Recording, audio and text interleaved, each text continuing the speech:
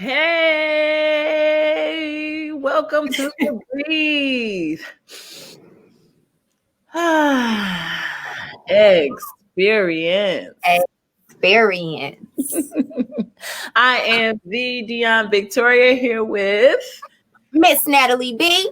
yes, and we are here and ready for the Breathe Experience this week. I hope y'all are ready. Okay. We stay ready. Ready. Okay. Ready. That's what I Stay do. ready. Y'all, Miss Milton, stop. I'd be like, ready. They be like, stop. But if you stay ready, you ain't gotta get ready. You ain't gotta get ready if you stay ready. Okay. On this facts we spit in here. We educating the people early. We just started. Look, y'all, it's 2021. We gotta talk about the history because we in the future now. Okay? Listen. Okay. Like, well, it's a saying from no, y'all listen, y'all out there who love it, y'all know because it's been some great news coming out lately, but Dion ain't on it yet. But Lovecraft Country. Okay.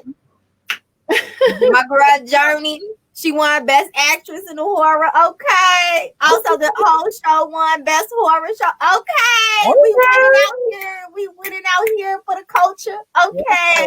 But there was a line in the show where they actually traveled and met one of the ancestors that kind of started their family line the way that it is to present, or their present, which is actually the past.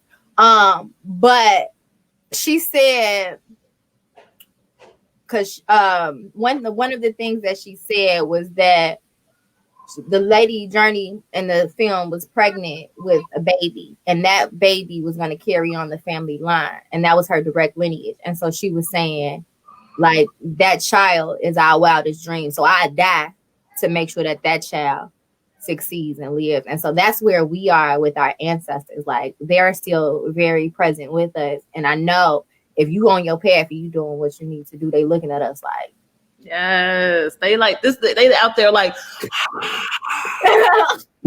like in a whole stadium turning up for you. I'm trying to tell you. It was waiting for you. It was waiting for you. So here we are. That's how I want to feel about my lineage one day, looking down like it was worth it for you. Yes, all of it. All of it. Absolutely. Before we get started, though, we got to give y'all the blessing of Miss India Ari. You already know. Oh, I love this song so much. I know it's going to do something to me because it do something to me every time. Oh, my God. Every time. Well, if y'all ready, we ready. We ready because we stay ready. So let's get ready and go.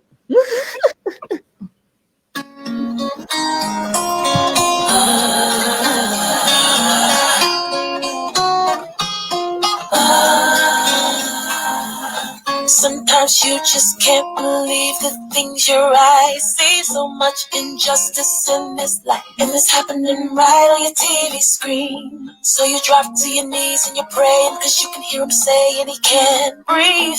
And it's all so overwhelming, because you know there's nothing you can do to help him. Continue to breathe, continue to breathe.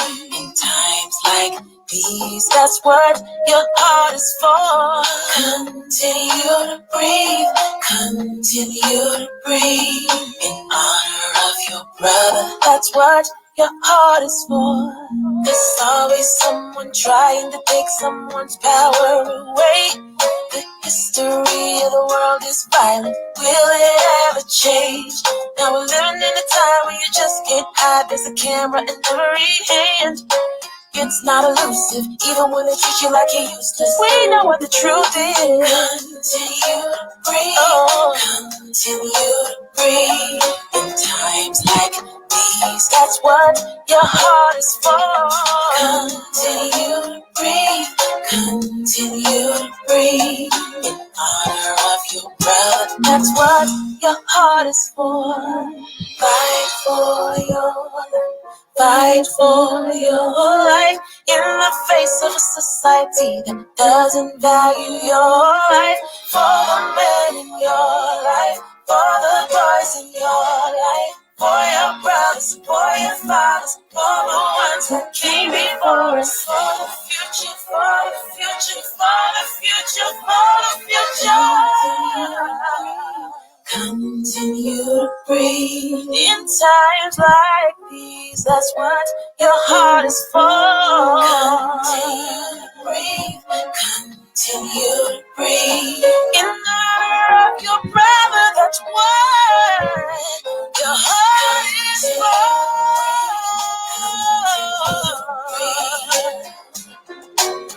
In times like these, nothing matters more. Breathe in honor of your brother. That's what your heart is for.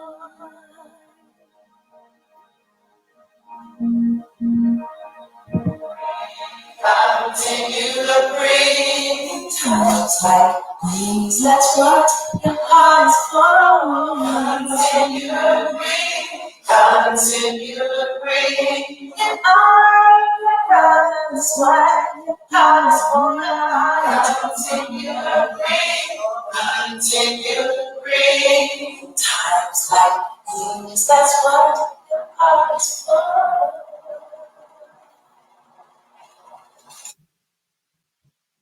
Your master piece, yo. That is that piece.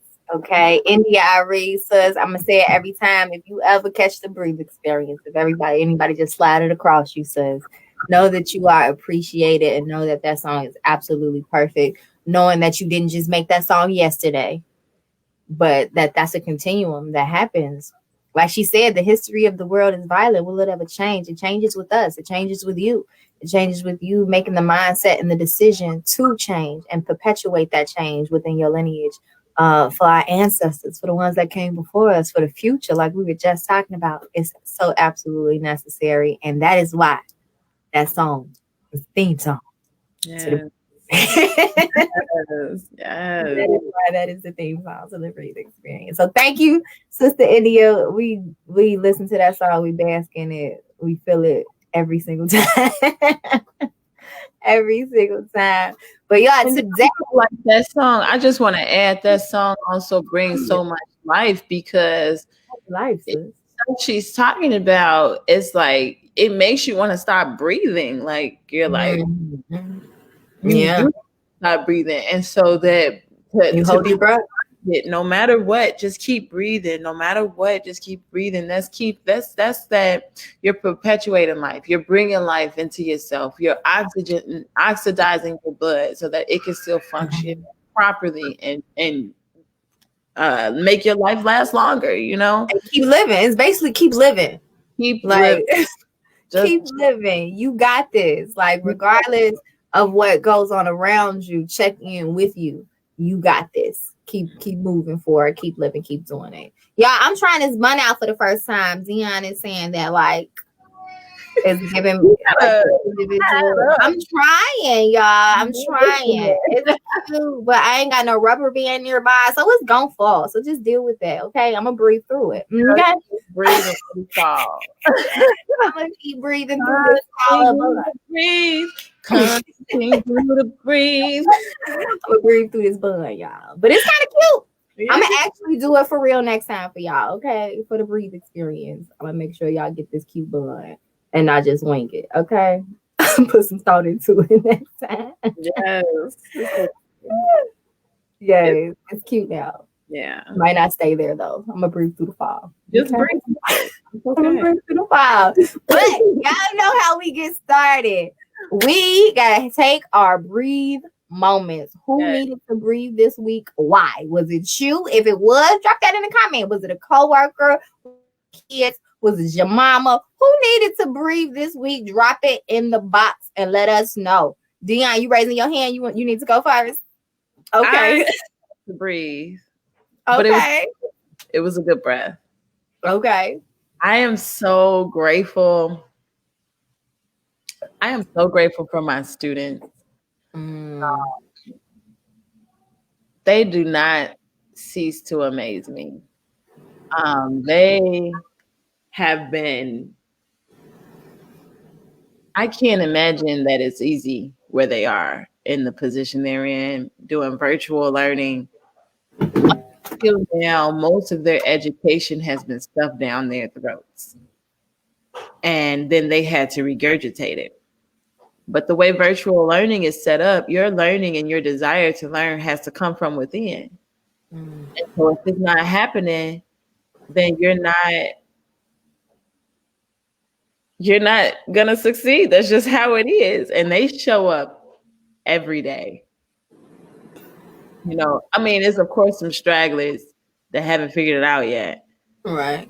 But the large majority, they show up every day, no matter what's going on in their lives. No Come matter. on, kids. Come on, babies. Come Um, on. Come on, future. It's like, come on. These are the Come most on here. brilliant children, the most tenacious children. And I'm so grateful. So I had to take a breath because, it gets frustrating at times being an educator, feeling like Mhm. it's falling on dead ears, but to see that they hear you. Even when your kids act like they don't hear you, they hear you. They know what's going on. That part. And so I'm just really proud of them and really grateful for them and happy that I get to take a breath this week. And a happy breath. A happy breath because Yes, happy breath. they making my job so much easier. And I just appreciate them for it. So that's my breath. Yes, breath. Yes, breath. Let me see. Who needed to breathe this week? I know last week it was me. It was me last week. It was. Okay. This week, who needed to breathe? You know what? This week it was me again. It was me again, y'all. It was in a different lane though. It was me kind of analyzing my life and where I want to go and the things that I'm doing and the different compartments that goes into a multifaceted person's life. Like it's not just one thing. I'm a woman, I'm a mother, I'm a business owner, I'm a not-for-profit owner, it's like all of them, I'm a daughter, I'm a sister. It's all of these different lanes. And so I took a breath, and it wasn't like a breath of overwhelming. It was a breath of understanding. Like, okay, this is the realm that I am in, and I don't want anything less. If anything, I want more. Yes. So, yes, and okay, yes, more. So, with this, what do I need to shift within me to be able to get it done?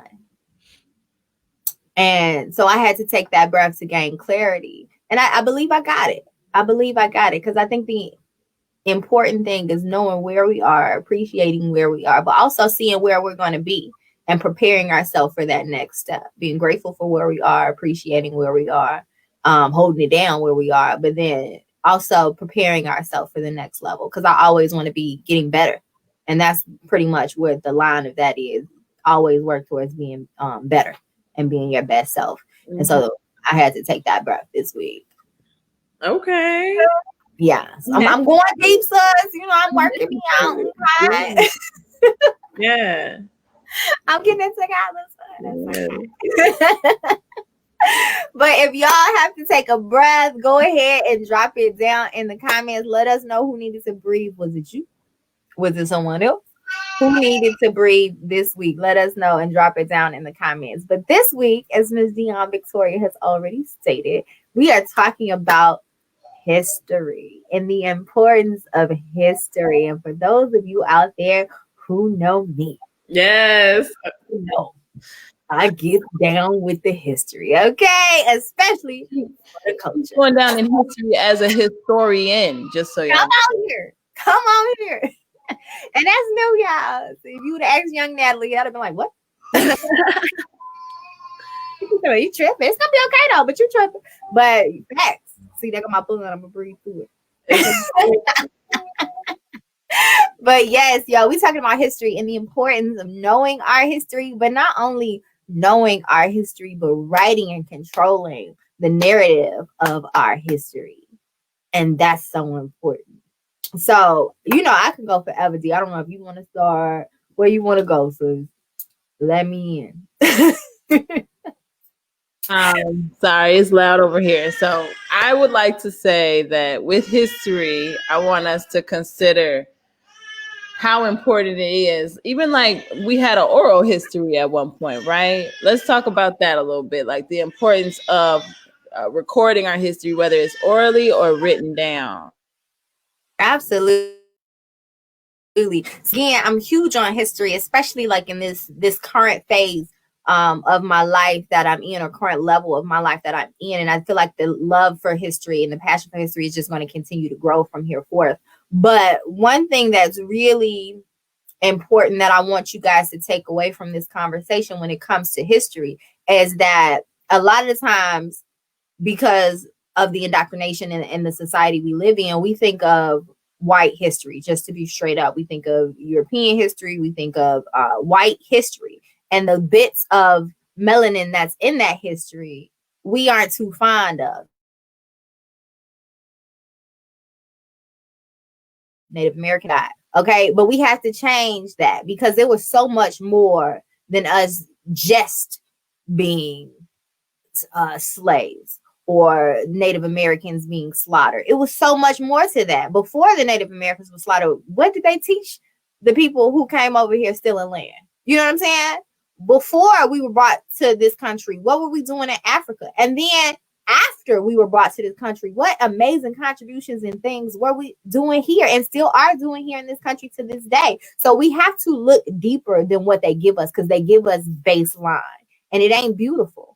But we are beautiful as melanated people, as indigenous people, from the continent of Africa. If your people were already here, whatever it may be, as melanated people, our histories are great. Our histories are beautiful, but they don't tell us that. So the importance of learning that history and then sharing that history is a must, because if we don't share and tell our stories, it will never be told correctly. And then that's the world we're living in today.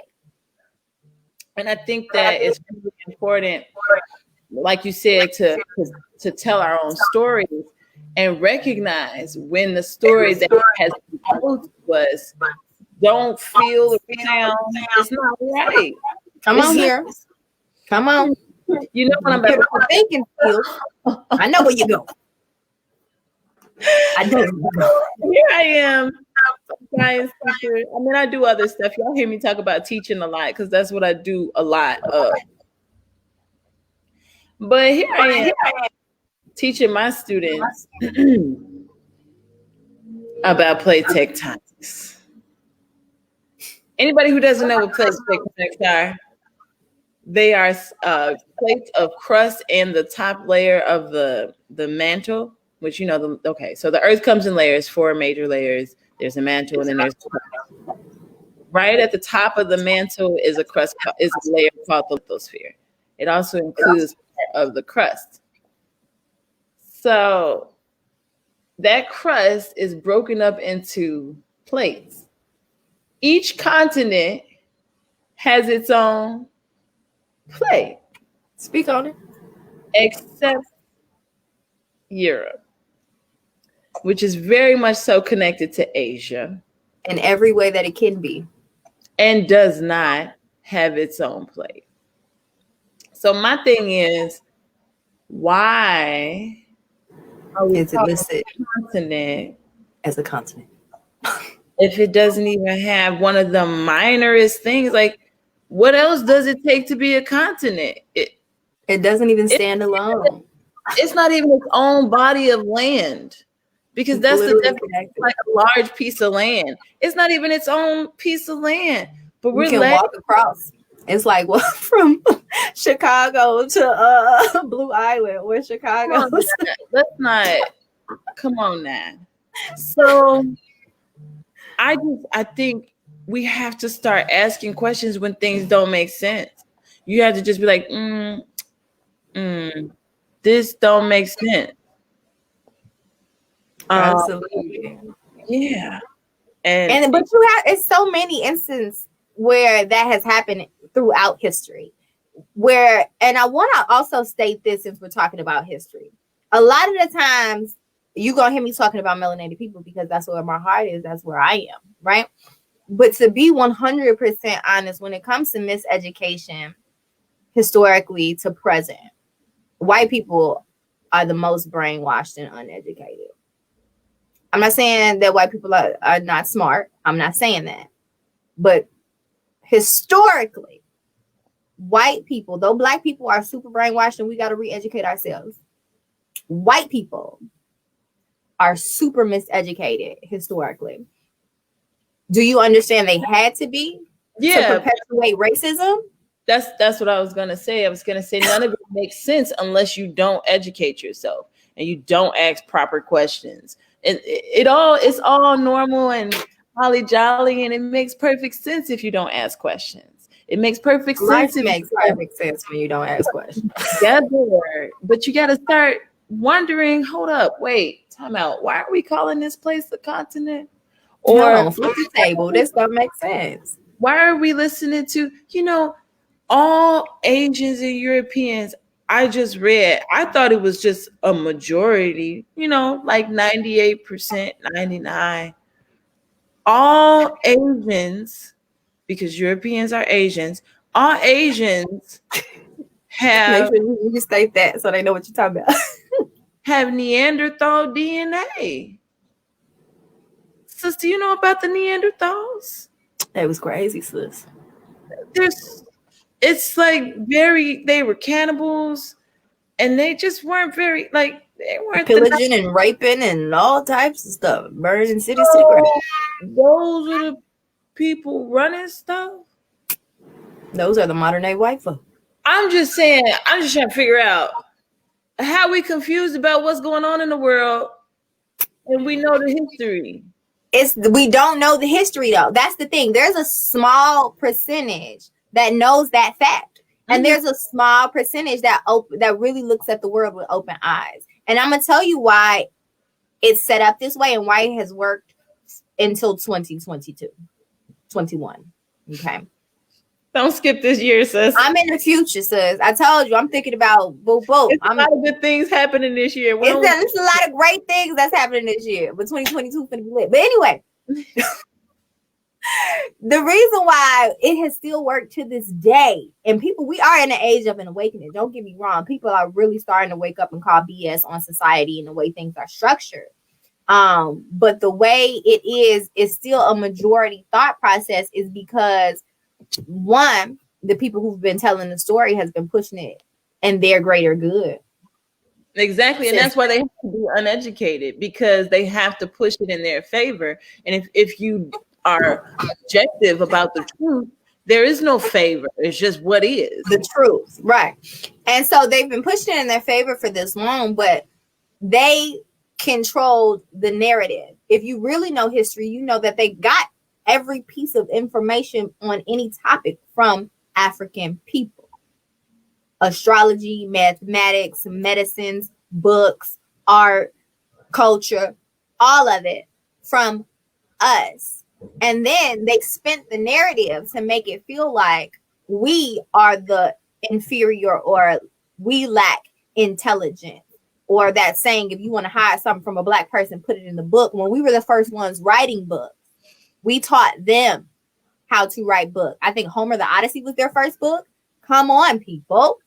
That wasn't go in the grander scheme of things. And then what was that? But anyway, we ain't gonna get into that. We're not gonna do book reports. That was craziness. But anyway, all of it came from us, and you can see it when you know the history. You can see it in every piece of money, Bibles, wherever you're looking. Once you know the history, you'll see how it ties back to African culture, just remixed, okay, in their favor. So when I say that they are the most brainwashed, they had to be to perpetuate the nonsense, because it doesn't make sense. If they were truly educated on history, they would be able to put 1 + 1 = 2 together and know that they're so strongly believing in these things that are just not true.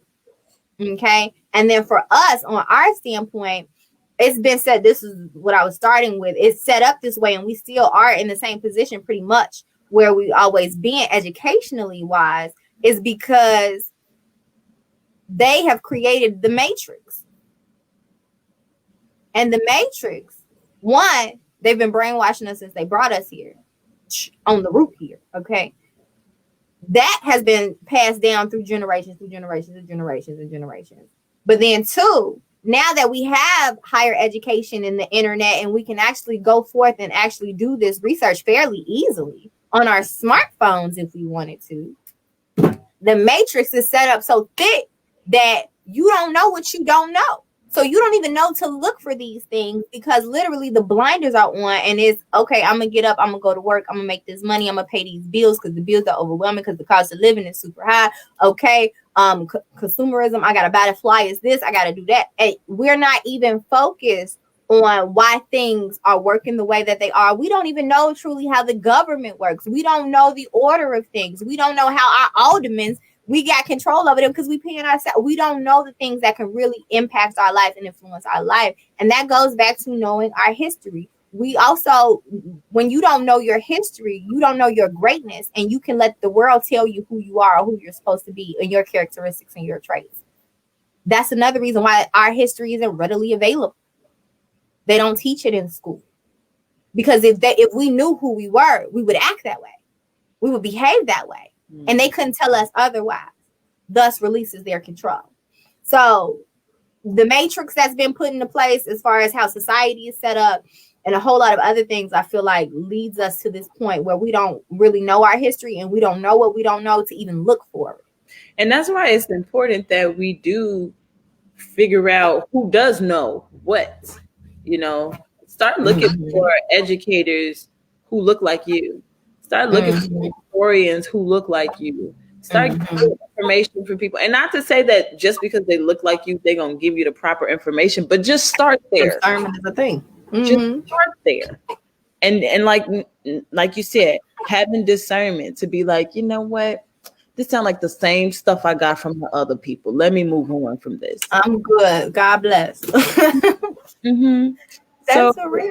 That's, I think, once we start to ask the right questions, once we start to look for the right people for the answers, look for the right places for the answers, we'll start to really see we can start to unveil the eyes. Just take off layer by layer until we can start to see things as they really are and not as, we're being brainwashed to believe. And we need those people.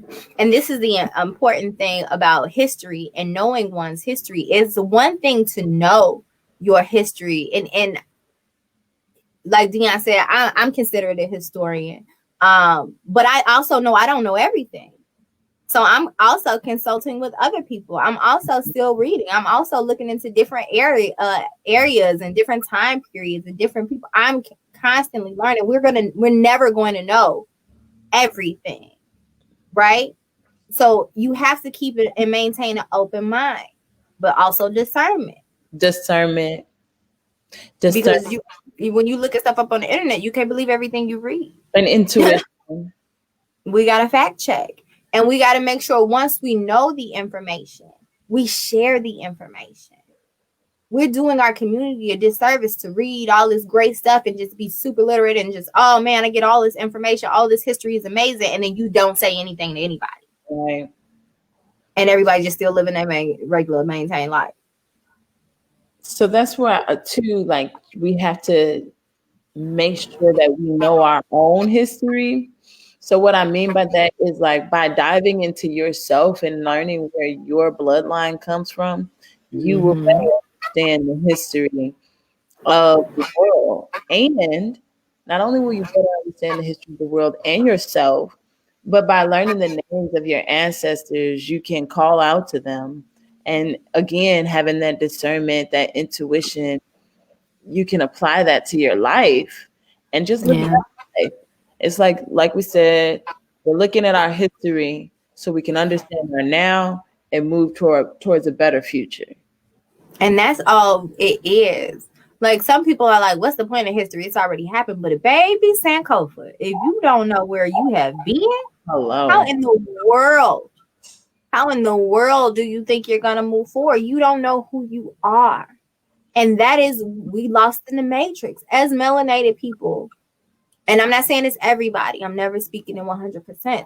But as a people, we are lost in the matrix. Some of us know, but most of us don't. And we ain't on till we all on. We ain't educated till we all educated. It's mandatory that we remove the blindfolds and that we start controlling the education systems we are putting our children into. Yeah, for sure. Because we get shocked and appalled when we see video clips from the classroom, some of the crazy stuff the teachers are saying and doing to these students, and we're like, oh my God. But why we ain't at the schools no more? Where did PTA go? Where did parent volunteers go? And I know I talked about how the matrix is set up. We got to work to feed our kids and keep the lights on. I get that. But the community left as well. Because if you couldn't make it, auntie gonna be there, or we have to get back to those principles of Kwanzaa, unity, collective work and responsibility. You had those kids, but those my kids too. Yeah, like we have to be there for each other because, of course, some balls gonna drop if you're one person trying to do everything by yourself. Yeah, enlist support. And that all comes down to history as well, because that's who we are. We are a tribe. That's who we are historically. When we be yelling out tribe, it's not a joke. It's real. Tribe. Like tribe. Talking about knowing your history, that's who we are as a people. It's ingrained in us. So this like materialistic individuality. No, that's not us. We look out for each other. That's that Neanderthal stuff, y'all. What you said? I said that's the Neanderthal stuff. Right. That is not our culture. And so but you have to know what you don't know to even look for stuff like that, because it's been this way for so long. At this point, we're just doing what's always been done, or what we think has always been done, because that's what my mama did. That's what her mama did. That's what my daddy did. That's what his daddy did. Right. And not saying that there's not good in what your mama and your daddy did. I'm not saying that at all. I'm just saying we have to know our history to know who we are, whose we are, our greatness, and where we are going. We move different when we know our history. Yeah. Yeah. Our mindsets are different. Yeah. What's that? Said you step higher. Right. When you know that people who look like you have accomplished and defied all odds and obstacles in like 1800s, literally came from slavery and became millionaires, opened banks, became real estate moguls, opened businesses from slaves, from zero, nothing other than the clothes on their back and shoes if they was blessed enough to have shoes, and became millionaires off the sheer power of will, mindset, creativity, no formal education, but they made it happen. When you know the greatness of what you come from, and then even again going beyond slavery, looking at the continent for history, because that's where we come from. That's where we all come from. Look at the kings and queens and pyramids that they still can't figure out. Baby, that's us. Yo, it's pyramids in southern Illinois. I didn't know that. I'm sorry. When you brought up pyramids, I'm like, yo, this is they how keep finding pyramids everywhere. That's how we don't know our history for real. It's pyramids in Collins, Illinois. I forgot what the name of the pyramids are. Right now it's just some mounds that are left over, the remains of it. But hello, they're pyramids nonetheless, clearly. And we don't know anything about that because we don't know our history. Because we were traveling well before they were. We were around the world before they were. They're writing the history, so they get to tell the story they want. So Christopher Columbus found America, right? Well, wrong, sweetheart. They're the one who wrote that story. We had been traveling everywhere. We just wasn't conquering like Neanderthals. Okay. As a child, I remember being told Christopher Columbus found this country. But even as a kid, I'm like, but the Native Americans they were already here. How do you find something where people already are? They pillagers and conquerors. That's why. It was already here before. But but as children, look, we were taught that story, and they're the ones writing the books. So that's what we're in. And then I had to turn off. And look, I'm a fan of ABC Mouse, y'all. Me and Julia be on ABC Mouse all the time. Great educational stuff. But they have like ABC Mouse TV, and they were talking about the Statue of Liberty, and I had to turn that off. I was like, nope, that ain't correct. like my child will be the one in class telling the teacher, "Excuse me," but Right. You seeing all these kids writing responses like that ain't real nah, history teach. that ain't what it is, boo. And mine gonna be that one, okay? Because I turned that thing off so quick, and they were saying why the Statue of Liberty was gifted. That's not why the Statue of Liberty was gifted. That's not what those chains at the feet mean. Come on, boo boo. Like when you really dive deep into this thing and learn your history, you gonna call BS, or at least you should, because once you know better, you're supposed to do better. You're supposed to. Call BS and then write it down and then tell the stories. And then we're talking about history in this greater scope, which is beautiful, as far as African history and how it travels across the continents, and African American history, which is amazing. We definitely need to know all of those first. But I love how you mentioned learning your history and your ancestral line, right? And how much that can teach you. But then outside of that, know your history worldwide, know your ancestral line, but then learn from the elders that's around you. You ain't really even got to go back that far, to be to honest. get some groundbreaking information that can shift your life or better you in some kind of way, or help you understand something a little clearer. Because when we look at African American culture, I'm using my ear quotes, African American culture, or whatever you want to call it, it's moving extremely fast. In the grand scheme of things, it's moving extremely fast, because slavery, for real, wasn't that long ago. No, it wasn't. Not for real, not in the grand scheme of things. Wasn't that long ago. Then two, even well after slavery, if you really want to be real with it, we still being treated like second-class citizens. Till about the 60s. I mean, are you talking about now, today? All the way to present, we still being treated like second-class citizens, or not human, or less than. But if you want to be real, obvious in the 60s, but to be honest, no, it's still pretty obvious. Every day you see it. But Pretty obvious. Going back, the 60s, baby, don't even get me started on before the 60s. But the 60s was your mama. Hello. Your grandma. Auntie them. That was not that long ago. When you talk about segregation and people being lynched from trees and all of these things, the little girl, what was her name? Ruby Bridges, was the first Black child to go to a white school. She's still alive. She like 60 something? No, I think she's a little older than that. But her mom just passed away. Her mother was still alive. That should tell you something. Not only is she still alive, her mother just passed away, I think, in 2020. It was not that long ago where it was written still that we were less than, we were getting killed for no reason, getting lynched, and the government was doing nothing about it. And that's why, like, we have to also, I know a lot of times we talk about history and we think about books, but we have to think about how art tells the story of history as well. Absolutely, it does. When you said look to your elders, I instantly thought of Dr. Margaret Burroughs. Mm-hmm.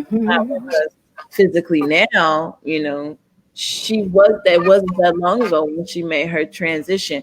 She made art documenting the lifestyle that, it's such a big deal that now white people and Black people can ride on trains together and, really integrate. Like, to document that. And it's not that long ago that she passed. Mm-hmm. At that time, that was the 60s and 50s, 60s. At that time, she probably was something around 40 or 50. I don't remember her exact year she was born. But she was around and telling the story of how. And if you look at Timmy Black too, Timmy Black is like 102 now. Baby, the stuff he didn't see, he done been through decades and decades and decades. And that's gonna be us. You see him? And he's still here. And like, that's a resource. And like Dr. Burroughs, but then all of the rest of the artists that she was around, because artists, they got together. The collective of artists that through their art, different art forms, have told our story, who has awakened people of all colors and backgrounds and religions through the arts, through literary arts, like Gwendolyn Brooks and Langston Hughes, through paintings and drawings, Charles White, like these people who have taken whatever era that they've gone through, whatever pain that they've gone through, whatever hardships, whatever joys that they've gone through, and put that on canvas or put that on a piece of paper. I really feel like art tells a story deeper than a history book. You can look at a painting and go through like 3 decades of life, and it hits different. So that's why I feel like when a lot of people be like, oh, I don't know about history, it's the book. We didn't write that. That's not about us. Throw that away. Like, what is that? I feel the same way. That's why if you would ask young Natalie if I was going to be a historian, I'd be like, you fooling. Right. But now that my eyes are open, you can't stop me from learning about my people. You can't stop me. And that's what we have to get into our children too. And that's why I said we have to be mindful of who is educating our babies. For sure. Talking about the elders and how, in the grand scheme of things, the African American story hasn't even spanned that long, and how it was our grandparents and our aunties and our mothers going through segregation and all of these different things. I talked to Mama Adelisha. Absolutely love Mama Adelisha. Inspired at Their Feet, my short film, because I would sit and talk to her and how she helped to open and run the first all-black school here in Chicago. And how she would say they didn't take white dollars, period. Because they said if they can't fund this school and keep it open, then they don't deserve to have it. That's the commitment level. Like, by any means necessary, this needs to be done. And it needs to be done by us, for us, through us. Right? And that's the kind of passion and drive we need to have again with our babies. We are freely giving our babies to these people for them to educate, and we're wondering why things are off. And then we don't have the time, because we mentioned the matrix, to educate them further at home. We got to make the time. We got to find the schools. That's why the Healing Academy exists, y'all. Like, we have to find the educators that's going to pour into our children the things they need to be amazing beings, not just all right enough to get a job. Look, I'm not trying to get nobody regurgitating information to me. You need to come on, find your own information, make something new with it, and then express yourself creatively. That's where I'm at with my students. And then they have to find the love of learning. They have to find it and know how it relates to them in their lives. Find that. I think that we have to cultivate, we have to understand they love to learn. Mm-hmm. Like, for example, let's just talk about learn what they want to learn. Exactly. Let's talk about an example. The last project we did, we had partnered with, this is all hypothetical, we had partnered with NASA, and they wanted us to build a solution to stop an asteroid from I don't care about no asteroid, NASA, or none of this stuff. Honestly, personally, me, the teacher who loves it. Right. I'm like, what? Okay, kids, we partnering with NASA. I'm trying my best to sell it, but it just wasn't hitting home. So today and yesterday, I'm asking the kids, did y'all connect with that at all? And they're like, man. Some of them was like, yeah. Most of them was like, no. I'm like, because I didn't. I thought it was not. We're not doing that again. Okay. I said, we're going on a field trip to outer space, and y'all need to plot the path. Now, the next project, they're supposed to plot a path for a telescope to travel. Who cares about a freaking telescope? Nobody cares about that. But we're very curious about outer space. Girl, some of the questions these kids asking, I'm like, wow, you're curious. You do want to know about this stuff. But when it's not the lane that we're teaching it. About NASA, don't nobody care about no NASA. Over here on 79th and Halstead. Ain't nobody talking about no NASA. What? But we can talk about the stars. They love talking about the stars and the moon. They like the stuff that directly connects to them. We can talk about the stars, the moon, the planets. They connect to that. They don't connect to some white man institution called NASA. And that's the thing. And that's why a lot of times you have brand new teachers straight out of college going to get these jobs at these inner city schools. Majority of them are white. They don't connect to Black culture. I'm going to say all of them again. I never speak to absolutes. Right. But a lot of them do not connect to Black culture. Some of them may have never even fully been around Black people for that long. And they go to these inner city schools and they're trying to teach based off this curriculum that was already not created for them. And we're wondering why they're not getting it. Our kids are brilliant. They always have been. Because again, knowing your history, we are brilliant. You come from brilliance. It's already in you. You ain't got to work that hard. But it has to be fostered. It has to be fostered. And so if you're telling this kid who only come to school to be on the band or to be on the basketball team or sometimes just to eat, that you're going to need calculus or you're going to need geometry or you're going to need this, that, and the third, and you're not showing them how it directly relates to their life, they don't care. They do not care. You can break down some math problems and they will be looking at you like you crazy. Like, I'm just trying to make it to the gym after class. Okay. But if you break that thing down and put it directly into their lives, if it's a dancer, if you only coming to be on a dance team, all right, let's look at the geometry. Let's look at these angles. So if your leg doing this and break that thing down, make it make sense for her.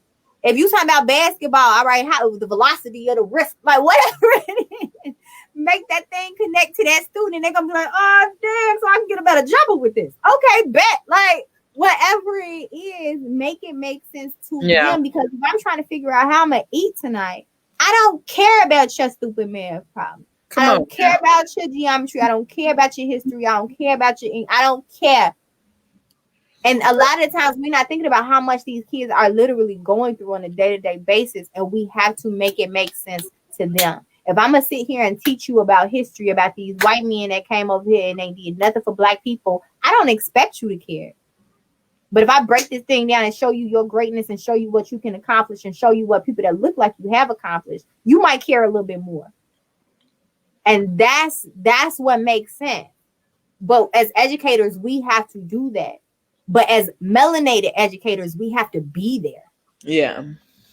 We have to be in the room and correct our counterparts that may be in the space that's not doing it. That's the other part. Be comfortable getting people uncomfortable. Because at this point, everybody needs to be things need to change. Absolutely. And things won't change doing the same thing. That's the definition of insanity. Doing the same thing over and over again and expecting a different outcome. So let's talk about, I'm sorry. No, go ahead. Let's talk about some places where you guys can get information and talk about changes and how we can do things a little different, right? One of the resources I wanted to share with you guys was The Miseducation of the Negro by Carter G. Woodson. Somewhere around here packed away, but you can Google it. The Miseducation of the Negro by Carter G. Wilson. And it talks about how in that book, he's an educator, by the way. And he talks about how if you can control and manipulate the mind of someone, you don't have to put them in bondage with chains and things like that. Come on. You can just, determine what decisions they're going to make by teaching them or indoctrinating them with the information. Brainwashing them. So I read that book. It just kind of made me think about education very differently. I'm not trying to indoctrinate nobody. I'm trying to make sure that we use our thinking skills. Mm-hmm. Like today or this week, we started by asking questions. Ask a question about the solar system, kids. I don't have any questions about how you ain't got no questions about the solar system. You know what's at the center of the universe? Do you? If you don't, then that's a question. How vast is do you know how vast the universe is? No. Come on here. How do we get started? How do we get started? You don't know? That's a question. That's a question. They didn't even practice at asking questions because they've been brainwashed to think I'm not supposed to ask questions. How many times you say, stop asking questions? Why are you asking so many questions? Stop telling Don't be a curious kid at home, honey. Oh, stop telling kids to stop asking questions. That's what they're supposed to do. Right. They're learning. They're learning. That's the resource I want to share. The Miseducation of the Negro by Carter G. Wilson will have you thinking about education and how we teach our children. So different. Stop trying to indoctrinate them and start trying to allow them to explore their minds and the world around them using it. Absolutely. And I want to bring it back around to modern times. That's a great book. And it's so many great books out there. One thing we started off talking about how these young people with the self-directed learning that's going on, they have to show up. They have to want to be there. They have to want to get the knowledge because it's all on them now. And it's the same thing for us. For everybody who's out there watching this or will see this, we have to seek the knowledge because we started off, we don't know what we don't know. But now that you have an inkling, what are you going to do with that? Are you just going to sit with that like, that was interesting and go about your life? Or are you going to go Google some books? Go find out where you can learn more about your history and see how that can change your life, right? And how you can change other people's lives around you. Because again, it's one thing to learn it and retain all of this amazing information, but it's a whole nother thing when you share it. It's necessary to share it because we have to be on one accord to really create change. It can't just be us with all the information. And so that brings me to this book, Lifting as They Climb. Can you guys see that book? If you can see that book, Lifting as They Climb. And my girl Essence McDowell is one of the writers of this book, and it's super cool. When I first met her and got engaged in this book and a discussion with her, it was amazing. It's about Black women on the specifically this one because it's about to be a part 2. But this one, and yeah, girl, it's about to be a part 2. It's about the South Side, Black women on the South Side. What you say? I said that's exciting. That's exciting, and I do believe, y'all don't quote me, but I do believe it's going to be about the West Side, which is really interesting to me because that is an area where I want to get more knowledge on. So I'm super excited. I don't know a lot about the West Side. We don't know what we don't know, but I want to know. I want to know. So I'm excited for that one. But this one is about the South Side. We mentioned Dr. Margaret Burroughs. She's in here. We mentioned Gwendolyn Brooks. She's in here. Just a list of amazing women all over Chicago. Places that I didn't even know about. Hall Branch Library being one of them. Of course, we mentioned Dr. Burroughs at this album. We said Bessie Coleman. All of this right on the South Side of Chicago.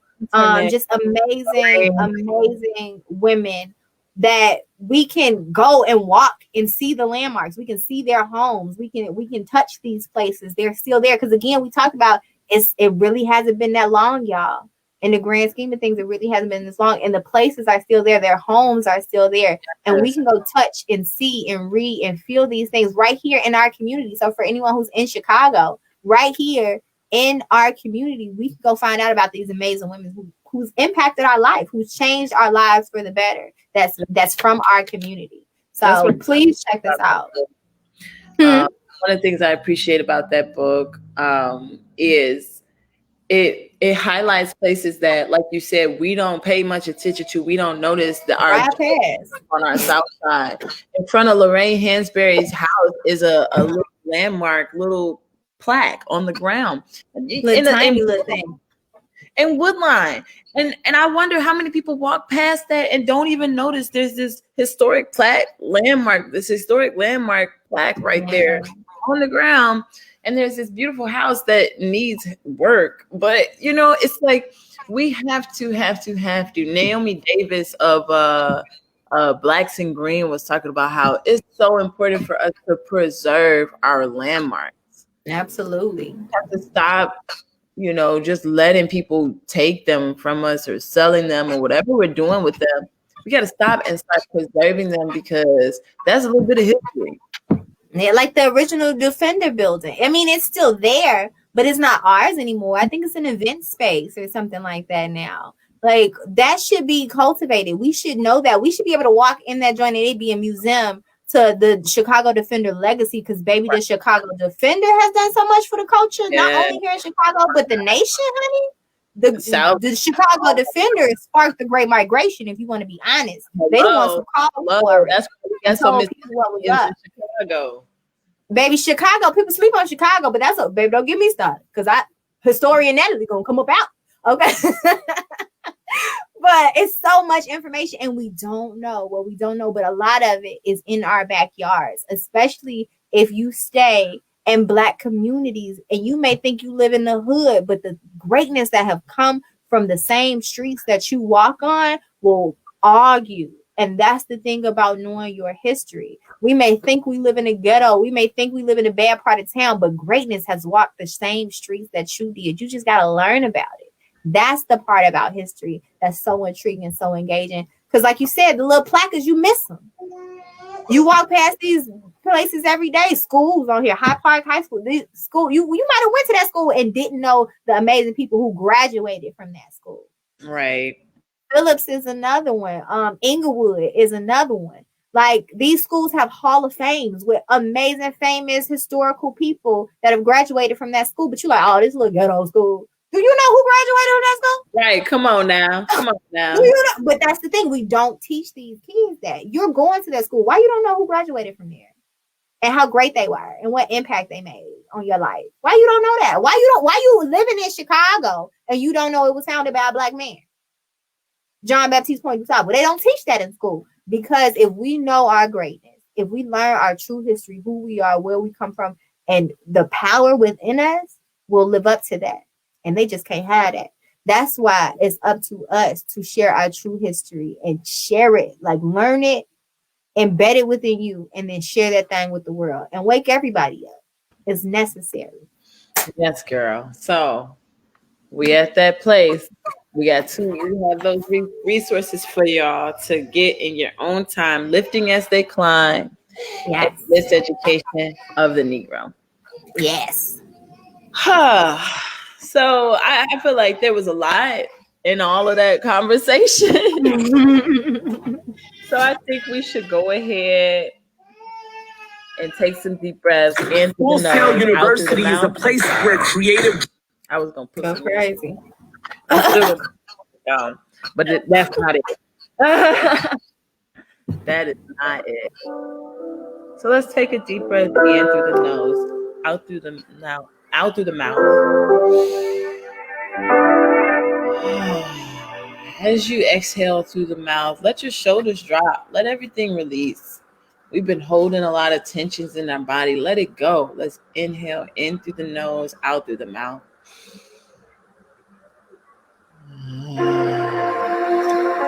Last one. In through the nose, out through the mouth.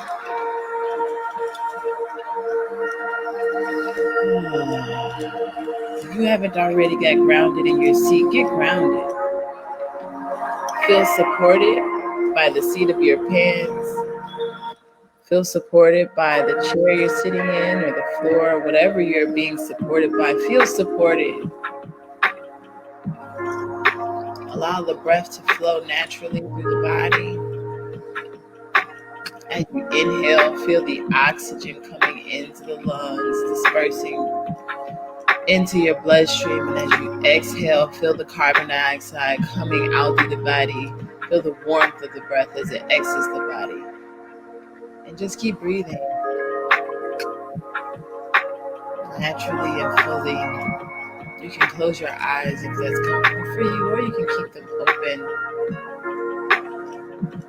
Let go of anything that is not yours. It's okay. Put that bag down and just continue breathing in through the nose, out through the nose.